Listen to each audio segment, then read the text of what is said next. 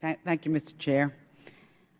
First of all, I wanted to say that I support all the bills and resolutions before us today, and I, like my colleagues, thank the Chair, the Ranking Member, for your bipartisan efforts, and also my colleagues for their bipartisan efforts.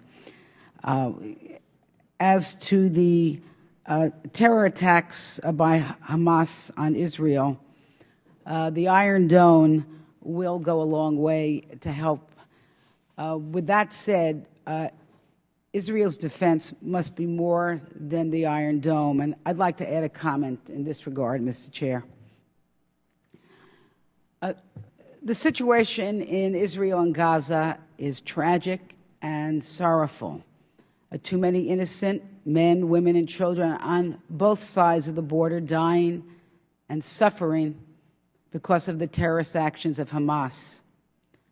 I know that a permanent ceasefire is what decent, humane people would eventually hope for, but it cannot be unconditional.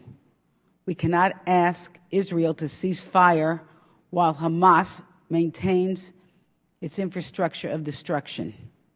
And for that reason, Mr. Chair, I want to reaffirm my support and join my colleagues' support for Israel's right to defend its citizens, not only from the rocket attacks, but also from Hamas's tunnels of terror. No nation would accept the perpetual threat of terrorists launching attacks and kidnappings from underground tunnels. Since the beginning of Operation Protective Edge of the Israeli Defense Force, they've identified 32 sophisticated underground attack tunnels, each with multiple shafts and openings.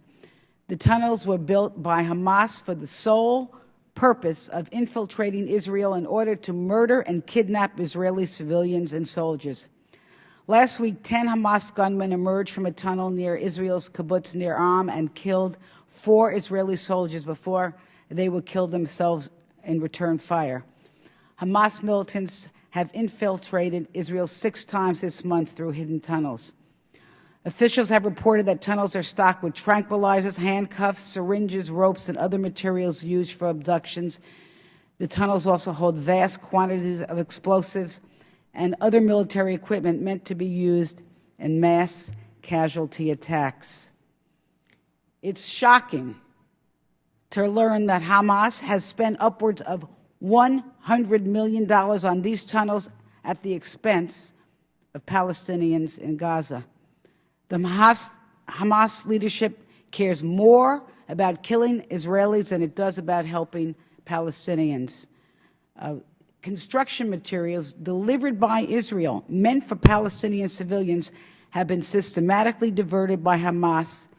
Since the beginning of 2014 alone, more than 4,000 trucks carrying 181,000 tons of gravel, iron, cement, wood, and other supplies has passed through Israel's Kerem Shalom crossing in Gaza, yet instead of building schools, clinics, and homes, Hamas has used much of the material to build tunnels aimed at annihilating Israel. And as I have said before, and I've heard my colleagues say today, Hamas is to blame for the violence in Gaza and Israel, and they must be stopped. Thank you, Mr. Chair, and I yield back.